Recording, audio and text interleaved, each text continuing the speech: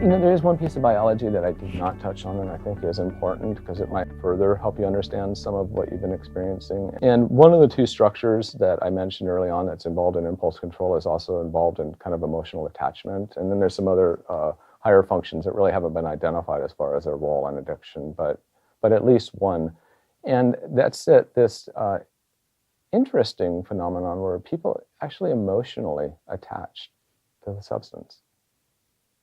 There's actually a bonding process that goes on. It's like, my precious, like Gollum in Lord of the Rings. It's like, and don't take my precious.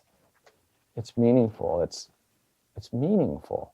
That's an interesting word to use for an intoxicating substance, isn't it? Meaningful. We don't usually think like that.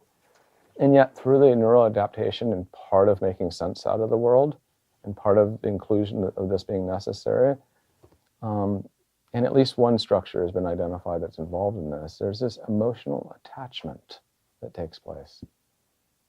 Emotional attachment to what's actually hurting them. It's like a sick relationship, basically. Imagine like this sick, violent relationship. That's what we're talking about. But they're good on some days, right? Most individuals, as part of their long-term management of this particular chronic condition, do best if they can emotionally attach to their own recovery process.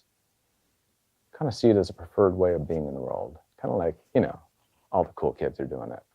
Like there's this strong emotional attachment to it. And in fact, I'll give you, I have no scientific basis for this, but over the last couple of decades, I'm constantly observing, why do people relapse? Why do some people make it? What's the difference? And what are those factors?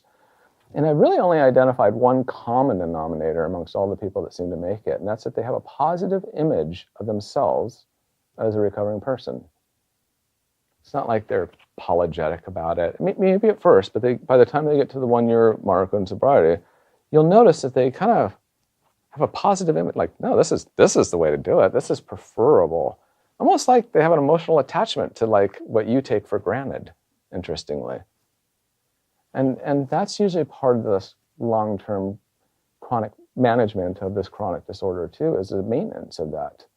Prioritizing the value of this precious thing, which would be their sobriety, the recovery process, what they get out of all of that thing.